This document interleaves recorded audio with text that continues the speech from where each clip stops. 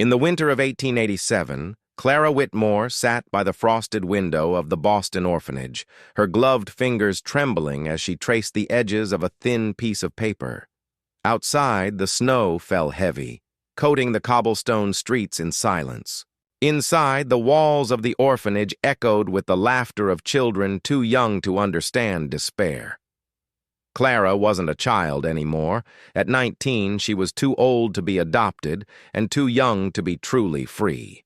Her future stretched before her like an empty prairie, wide, cold, and uncertain. She had always been gentle, but the world had not returned that kindness. The city was no place for a girl with no money, no family, and no name worth remembering. The matron, an elderly woman with pity in her eyes, had handed Clara a folded newspaper one morning and whispered, "Sometimes, dear, hope comes in strange shapes." The advertisement read simply, "Wanted, a God-fearing woman for marriage, must be willing to travel west, homestead provided, right to Eli Morgan, Sweetwater County, Wyoming Territory." Clara read it a dozen times, her heart torn between fear and yearning. A mail-order bride. It sounded desperate, and maybe it was. But it was also a chance to belong somewhere, to be needed by someone. She spent 2 days gathering courage, then finally sat down at the orphanage's writing desk. Her first letter was awkward, hesitant. "Dear Mr. Morgan, my name is Clara Whitmore. I am 19 years old and of sound health. I can cook, sew, and read. I have no family and little means, but I wish to be a good wife to a man who is kind and honest. If you would have me, I would come to you." When she sealed the letter, she whispered a prayer, not for love, but for survival. Weeks passed with no reply. Clara began to believe her letter had been lost or ignored. Then, one chilly afternoon, the matron handed her a small envelope with unfamiliar handwriting. It was from Eli Morgan. Eli's words were rough but honest, written in a firm, uneven hand that spoke of a man who worked more with plows than pens. "Miss Whitmore, I got your letter. I ain't much for words, but I lost my wife 2 winters back, and I don't like the quiet of this place anymore. If you're willing to come, I'll treat you fair and honest. You'll have food, a roof, and a name. I can't promise much more than that." Clara read the letter 3 times, her breath catching at the line. "I don't like the quiet of this place anymore." She understood that kind of loneliness, the kind that gnaws at you in the stillness when there's no one left to call your name. Within a week, she had packed her few belongings, a worn Bible, 2 dresses, and a small locket that had belonged to her mother. As the train chugged westward, the city faded into endless fields of white. Each mile took her farther from everything she had known and closer to a man she had never met, a cowboy whose words carried both pain and promise. On the final night of her journey, Clara stood by the window of the train, watching the stars wheel above the frozen plains. She touched the locket at her neck and whispered, "Please, let him be kind." When dawn broke, the train slowed near a small wooden platform surrounded by nothing but hills and sky. There, waiting beside a brown horse and a battered wagon, stood a tall man with weathered skin, broad shoulders, and eyes the color of storm clouds. That was Eli Morgan, the man who would change her life forever. And as Clara stepped down from the train, clutching her small suitcase, her heart beat like thunder beneath her coat, half in fear, half in hope. The West was vast and unknown, but so was love. And somewhere between them, she was about to find her destiny. The train gave a long, lonely whistle before hissing to a stop, its steel wheels grinding against the rails. Clara Whitmore stepped down onto the snow-dusted platform, her suitcase trembling in her hand. The cold Wyoming wind bit through her thin coat, carrying the smell of pine, smoke, and earth, a scent so foreign it made her chest ache. She had imagined this moment 100 times on the journey west, but standing there now, she felt small, lost, and painfully out of place. A man waited by a wagon a few yards away, tall and broad-shouldered, his hat pulled low to shield his eyes from the morning sun. His coat was patched, his boots worn, and his presence, though quiet, filled the empty station like a storm waiting to break. When their eyes met, Clara knew immediately. This was Eli Morgan. He didn't smile at first. He just studied her, as if he couldn't quite believe the fragile young woman before him had crossed the country to marry a man she'd never seen. Then, slowly, he tipped his hat. "Miss Whitmore?" "Yes, sir," she said, her voice barely a whisper. "You come a long way?" "I did."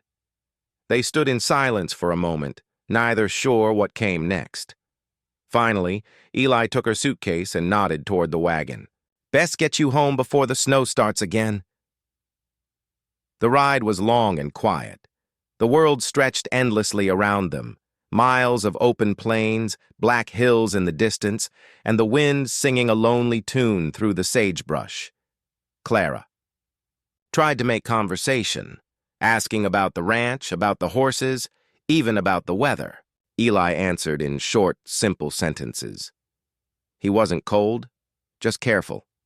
A man who spoke only when his words had weight. When they reached the ranch, Clara's breath caught in her throat. The cabin was small but sturdy, built of dark timber with a thin trail of smoke curling from the chimney. Chickens scratched near the fence, and 2 horses grazed in the corral. It wasn't grand, but it was alive. And it was now her home. Eli helped her down from the wagon, his rough hand steadying her waist for just a moment longer than necessary. His touch was gentle, unexpectedly so for a man with such calloused palms. Inside, the cabin was warm from the fire, smelling faintly of coffee and pine. There was a single bed against the far wall, a table with 2 chairs, and shelves lined with simple tools and old books. "Ain't much," Eli said, setting her suitcase by the bed, "but it's dry and it's ours." Ours. The word hit Clara like a small spark of light. For so long she had belonged to no one, nowhere. Hearing it felt almost like breathing for the first time. That night, Clara tried to make supper, a stew that turned out too salty and bread that never rose. Eli ate every bite anyway, thanking her quietly. When she offered to clean up, he stopped her with a small shake of his head. "You've done plenty today. Rest now." She lay awake long after he blew out the lamp, listening to the wind howl outside and the faint creak of the floorboards as Eli settled into his chair near the fire. He didn't sleep in the bed beside her, not yet. It was clear he meant to give her time, to let her find her place.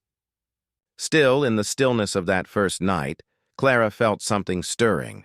Not love, not yet, but a quiet comfort. The silence between them wasn't empty anymore. It was full of things unsaid, gratitude, curiosity, and the fragile hope of 2 broken souls learning to share the same space. Before she drifted to sleep, she whispered a soft good night. From across the room, Eli's deep voice answered in the dark. "Good night, Clara."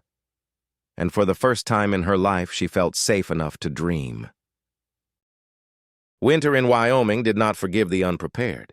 The snow came hard and heavy that week, turning the prairie into a sea of white that swallowed everything in silence. The wind screamed around the cabin, rattling the shutters and shaking the door on its hinges. For Clara, the storm felt like the edge of the world. Wild, endless, and cold enough to burn. She tried to stay busy, chopping vegetables, boiling water for tea, anything to distract herself from the sound of the blizzard clawing at the walls. Eli Morgan, quiet and steady as ever, spent most of the daylight hours hauling in wood and checking the horses. When he came in at dusk, his coat glittered with frost, his cheeks red and raw from the cold. "Wind's picking up," he muttered, setting his gloves near the fire. "Won't let up soon." Clara looked out the small window. There was nothing to see but white. "How long do storms like this last?" she asked softly. "Could be a day. Could be a week," Eli replied. "You'll see why folks out here don't talk much. The land does most of the talking." That night, The temperature dropped so low Clara's breath turned to mist even by the fire. She wrapped herself in every blanket she could find, but her teeth still chattered. Eli noticed. He stirred from his chair by the hearth, concern shadowing his weathered face. "You're freezing," he said. "I'm fine," she lied, though her lips trembled. "No, you ain't." Without another word, Eli got up, added another log to the fire, then pulled down the thick buffalo hide blanket from the wall. He hesitated only a moment before sitting on the floor beside her cot. "You'll catch your death like that," he murmured. Clara's heart pounded. She could feel the heat of him, rough, strong, alive, even through the layers of fabric. For a long time, neither spoke. The firelight painted the room gold, flickering over Eli's face, tracing every scar and line carved by years of wind and sun. He wasn't a handsome man in the polished way city men were, but there was something steadfast in him, something that made her feel anchored. When the next gust of wind rattled the cabin, Clara flinched. Eli's hand rested gently on her arm. "Don't be afraid, Clara," he said, voice low and steady. "I just don't want you to freeze." It was the first time he'd said her name like that, softly, like a secret. She turned toward him, and for a moment the world outside disappeared. All that existed was the crackle of the fire, the warmth of his hand, and the way his eyes softened when they met hers. Later that night, the storm howled louder than ever, but inside, a different kind of quiet filled the cabin. They spoke in low tones, about small things at first, the farm animals, the blizzard, how she liked her tea. Then, as the night deepened, their words turned personal. Eli told her about the wife he'd lost, how she'd gotten sick during a blizzard not much different from this one. The memory cracked something in his voice, and Clara, without thinking, reached for his hand. He looked at her, surprised, but didn't pull away. When she spoke, her voice was barely a whisper. "I've never had anyone stay to take care of me before." He gave a small, sad smile. "You do now." The fire burned low and the room filled with shadows, but neither of them moved away. For the first time since she'd stepped off that train, Clara felt something that went deeper than safety. It was belonging. By morning, the storm had eased, but the world outside was buried under feet of snow. Eli opened the door, looked out, then turned back to her with a faint smile. "Looks like we're stuck here a while." Clara smiled, too, the first real smile since she'd arrived. The storm had locked them in together, two strangers bound by necessity. Yet somewhere between the cold and the silence, something warm had begun to grow, something fragile but real. When the snow finally melted, the world seemed to come alive again. The fields stretched wide and green under the open Wyoming sky, and the rivers sang with the sound of thawed ice rushing home. For the first time since her arrival, Clara Whitmore felt sunlight warm her face. The storm had passed, outside and slowly, inside her too. Eli Morgan was up before dawn each day, working the land with quiet strength. He fixed fences, tended to the horses, and chopped enough wood to last another winter. Clara watched him from the porch sometimes, his movements sure and rhythmic, as if the land itself responded to him. She began to understand that everything Eli did, he did with purpose, not just to survive, but to build a life, one day at a time. It was during those long days of spring that they began to truly see each other, not as strangers bound by a letter, but as two people learning the rhythm of one another's silences. Clara helped where she could, feeding chickens, tending the small garden behind the cabin, sewing new curtains for the single window. Her hands grew calloused, but her spirit steadied. Eli noticed. One afternoon, as she knelt in the dirt planting seeds, he stopped by the fence, wiping sweat from his brow. "You're taking to this land better than most would," he said. "It's hard work," Clara replied, brushing her hair from her face, "but it feels honest. That's all life out here is, hard, honest. And worth it if you stick around." They smiled at each other, not shyly, but with a quiet understanding that hadn't existed before. Days turned into weeks. They ate together at the same table every evening, and slowly, the gaps in their conversation began to fill. Clara learned that Eli had once dreamed of building a bigger ranch, one with enough space for a family. But when his wife died, he'd buried that dream along with her. Clara never pushed him to speak more. She just listened. And in that listening, something began to mend. One afternoon, Eli decided to teach her how to ride. Clara had never been on a horse before, and her fear showed in every shaky breath. Eli lifted her onto his old mare, Dusty, his hands firm but careful at her waist. "Hold steady. She can feel your nerves," he murmured. I'm trying," she said, gripping the reins too tight. "You don't fight the horse," he said softly, moving closer. "You move with her, feel her steps, trust her strength." With his hand resting lightly over hers, Clara took her first cautious steps across the field. The wind whipped her hair loose and a laugh escaped her lips, bright and unguarded. Eli stopped walking and just watched her for a moment, something tender flickering in his eyes. That night, they sat by the fire after supper. The silence between them was no longer awkward. It was warm, filled with the hum of the flames and the faint chirping of crickets outside. Clara stared into the firelight, her voice trembling as she spoke. "Eli, can I ask you something?" "Of course." "Do you still love her?" Eli was quiet for a long while, his eyes shadowed. Then he said, "I'll always miss her. But love changes shape after a while. Sometimes it turns into something else. Maybe that's what this is." She looked at him, not sure what he meant, but his gaze softened. "You don't have to answer now," he said quietly. "But you should know. I'm grateful you came." That night, as the wind whispered through the pines, Clara lay awake listening to the rhythm of his breathing in the next room. Her heart ached, not with fear this time, but with something gentler, something new. The walls that once stood between them had begun to fall, not with grand gestures, but with every shared silence, every small kindness, every glance that lingered just a little too long. And as the first stars appeared through the cabin window, Clara realized she was no longer just surviving out west. She was beginning to belong. The air had turned heavy that evening, thick with the smell of rain and thunder. A gray haze rolled over the plains, and the horizon disappeared behind sheets of dark clouds. Inside the cabin, Clara Whitmore moved quickly to gather the laundry from the line before the storm broke. She'd learned to read the weather by the way the wind changed, low and restless, like something alive. But the rain came faster than she expected. Within minutes, it was pouring, the sky rumbling like distant hooves. She rushed to secure the last of the clothes, but her boots slipped in the mud, sending her tumbling backward into the wet earth. Pain shot through her wrist as she tried to catch herself. "Clara!" Through the rain, Eli Morgan came running from the barn, his hat soaked and his shirt clinging to his skin. He reached her in seconds, kneeling beside her, his hands already on her shoulders. "You all right?"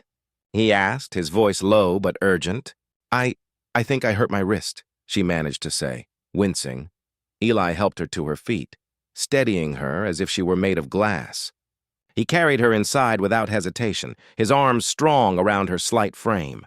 The sound of the storm outside made the cabin feel even smaller, the walls shaking, rain hammering the roof, thunder echoing like a heartbeat. He set her down gently by the fire. "Let me see," he said, kneeling beside her. When he took her hand, his touch was careful, almost reverent. His rough fingers brushed over her skin, tracing the swelling wrist with surprising gentleness. "Does this hurt?" "A little," she whispered, her eyes on his face. He wrapped it in a strip of soft cloth, his hands steady though his breath had grown shallow. When he finished, he didn't pull away right away. The space between them filled with the crackle of the fire and the soft hum of the rain. "You don't have to be so gentle," she murmured, her cheeks flushed. Eli froze for a heartbeat, his gaze lifting to hers. There was something in his eyes, not just desire, but restraint, struggle, a man holding himself back from something he deeply wanted. He took a slow breath, his voice almost breaking when he spoke. "I feel every inch inside you, every breath, every fear." "I won't hurt you, Clara." Her lips parted, her pulse wild. The words weren't crude. They were confession, the kind of truth that came from deep within. Eli reached up, brushing a strand of wet hair from her face, his thumb lingering just long enough for her to lean into his touch. The storm roared outside, but inside, time seemed to stop. Clara could hear nothing but his breathing, feel nothing but the heat between them. And then slowly he kissed her. It wasn't hurried or rough. It was cautious, tender, the way a man might touch something he feared would disappear. Clara trembled, her heart bursting with emotions she had never known how to name. For months, they had lived side by side, building something fragile and wordless. And now, that silence bloomed into something more powerful than either of them had expected. When they finally parted, Eli looked at her with a rawness that stripped away every wall he had built. "I ain't a man who says much," he murmured, "but you make this place feel alive again." "I don't know what I'd do if you ever left." Clara felt tears rise unbidden. "I'm not going anywhere," she said softly. The storm went on for hours, but the fire burned warm and steady. They didn't speak much after that. Words weren't needed anymore, not when everything that mattered had already been said through touch, through breath, through the shared beating of two hearts that had found each other after too long in the dark. Outside, the wind howled across the plains, but in that small cabin, warmth lived again. Not the heat of the fire, but the kind born from love, trust, and the quiet surrender of two lonely souls who had finally found home in each other. The weeks after the storm felt like a dream. The snow had melted for good, and the land around Eli Morgan's ranch was alive with wildflowers and the hum of bees. The air was warm, the sky endless. Inside the cabin, laughter, real laughter, had begun to live again. Clara Whitmore had found her rhythm, cooking, tending to the animals, planting the garden, and waiting for Eli to return from the fields each evening. They moved around each other like two pieces of a song, separate notes that finally made sense together. But peace on the frontier was never meant to last. It began on an ordinary afternoon. Clara was kneeling in the garden, dirt on her hands, her straw hat tilted low over her brow, when she heard the sound of hooves. It wasn't Eli's steady, familiar rhythm. This one was sharper, faster, a stranger's ride. She stood and shaded her eyes against the sun as a man on horseback came into view, tall, well-dressed, his coat too fine for the dust and wind of Wyoming.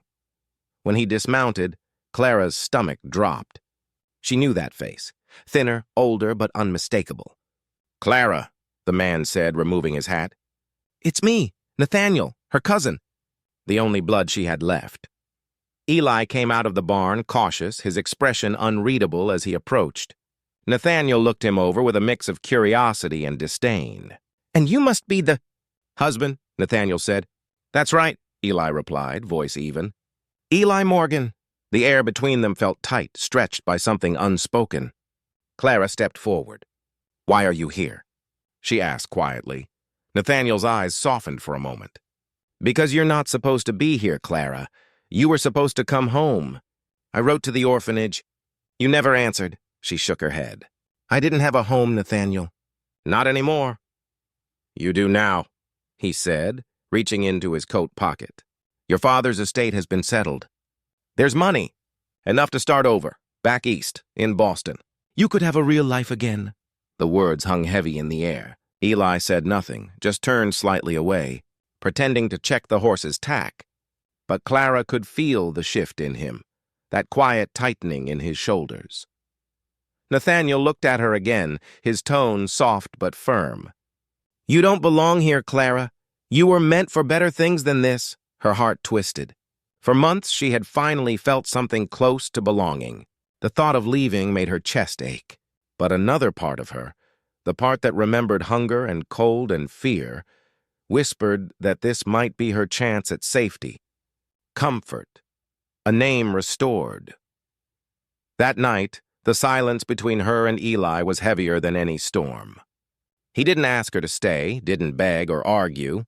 He simply said, "If you need to go, I'll understand." Clara looked at him, her voice trembling. "You won't ask me not to?" "Wouldn't be fair. You deserve a choice I never had." He turned back to the fire, his profile shadowed in the flickering light. "You came here a stranger. You don't owe me anything." She wanted to speak, to tell him that she did owe him something, that he had given her more than safety, more than a roof. He had given her peace. But the words wouldn't come. When morning arrived, Nathaniel's horse was ready, and so was hers. Clara stood in the doorway, her heart breaking with every heartbeat. Eli stood beside the barn, hands in his pockets, his jaw tight but his eyes soft. "You take care now, Clara," he said quietly. She tried to answer, but her voice cracked. She climbed onto her horse, tears blurring the horizon. As she rode away, she looked back only once, to see Eli standing where she'd left him, the wind tugging at his hat, his figure small against the vast Wyoming sky. The land had been her prison once, but now it felt like the only place she'd ever been free, and as the miles stretched between them, she realized the truth. She might have been leaving the ranch behind, but her heart was still there. The train carried Clara Whitmore eastward through plains and valleys, but her heart felt heavier with every passing mile. The rhythmic clatter of the wheels against the tracks echoed like a clock counting down the moments she wished she could take back. Outside the window, the world blurred, green fields fading into gray hills, yet all she could see was Eli Morgan, standing silent in the wind as she'd ridden away. Nathaniel sat across from her, reading a newspaper, oblivious to the storm inside her. "You'll thank me soon enough," he said. "You'll have a fine house, a name again. You'll never have to work your hands raw in the dirt." Clara didn't answer. Her hands were clasped tightly in her lap, her fingernails lined with the faint trace of soil, the same soil she'd tilled beside Eli. It wasn't filth to her anymore. It had been life. It had been home. That night, in a small-town inn, Nathaniel spoke of lawyers and papers and property. Clara barely heard him. She kept replaying the moment she'd left, the way Eli hadn't stopped her, the quiet ache in his eyes. She'd thought that leaving would feel like freedom. Instead, it felt like her heart had been split wide open. The next morning, she rose before dawn and walked outside. The sun was just rising, painting the sky with gold. The air was sharp, carrying the scent of dust and dew. Somewhere, a church bell rang in the distance, a sound that once meant comfort but now felt hollow. She whispered to herself, "He didn't ask me to stay, because he loved me enough to let me go." Her chest tightened. The realization struck like thunder. She had mistaken his silence for indifference when it was sacrifice. Eli had given her a choice because he thought she deserved better than him. But the truth was he was the better part of her life. By the time Nathaniel awoke, Clara was already gone. She'd taken one of the horses from the stable and ridden west, her skirts soaked with dew, the wind pulling her hair loose. She didn't stop to think about the inheritance or the fine life that awaited her. None of it mattered. Every mile east had felt wrong. Every mile back felt like coming home. Days turned into nights as she rode through storms and exhaustion, stopping only long enough to rest the horse. The sky wept rain, lightning tearing across the plains like cracks in the heavens. She rode through it all, her body aching, but her heart fierce with purpose. When she finally reached Sweetwater County, the familiar outline of the hills came into view. But something was wrong. The sky was dark with gathering clouds, and in the distance, smoke curled faintly from Eli's land. Panic seized her. She pushed her horse harder, the wind lashing at her face. By the time she reached the ranch, the storm had broken loose in full fury, rain pouring, wind howling, thunder shaking the earth. The corral gate hung broken, one of the horses missing. The cattle were restless, bellowing in fear. "Eli!" she shouted into the storm. No answer. She found his coat still hanging by the barn door, and her heart lurched. Then, through the roar of the wind, she saw tracks leading out toward the ridge, deep hoof prints disappearing into the mud. Without hesitation, Clara mounted the nearest horse and rode after them. Lightning split the sky as she climbed higher, her voice hoarse from calling his name.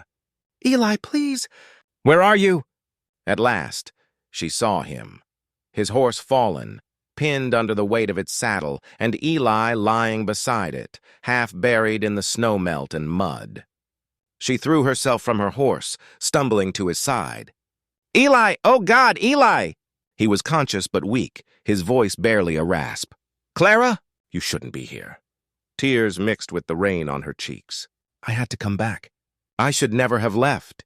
With trembling hands, she pulled at the straps and freed his leg, crying out in pain and effort until at last the horse rolled free. Eli fell into her arms, shivering, his face pale.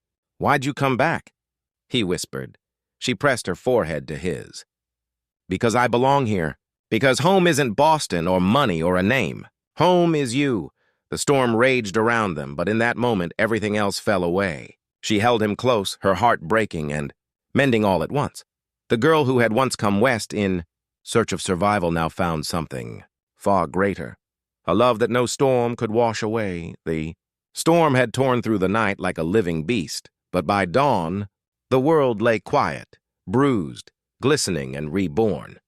Clara Whitmore sat by the dying fire she'd built beneath a rocky ledge, her arms wrapped tightly around Eli Morgan, who lay half-conscious against her shoulder.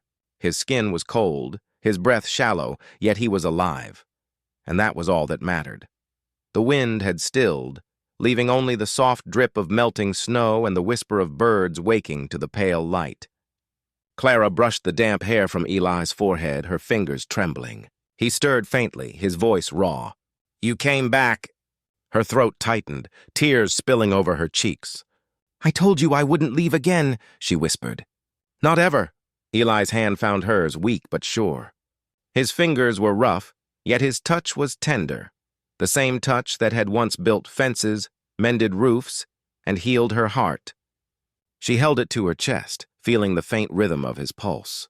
They sat there for a long time, saying nothing. The world around them felt changed, gentler, softer. The storm that had nearly taken him had also stripped away everything false between them. There were no more barriers, no more distance. Just two souls who had finally found each other after being lost for too long. When Eli's strength returned enough to stand, Clara helped him onto her horse.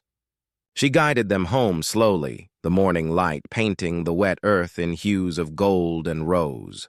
The cabin appeared on the horizon, battered by wind, one shutter hanging loose, but still standing strong.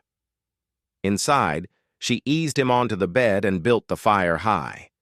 She made tea from the herbs she'd gathered months ago, her hands moving with purpose. Eli watched her quietly from where he lay, his expression soft, unreadable. "You rode through that storm for me," he said finally. "I'd ride through 100 more," she replied. He gave a faint smile, the kind that reached his eyes.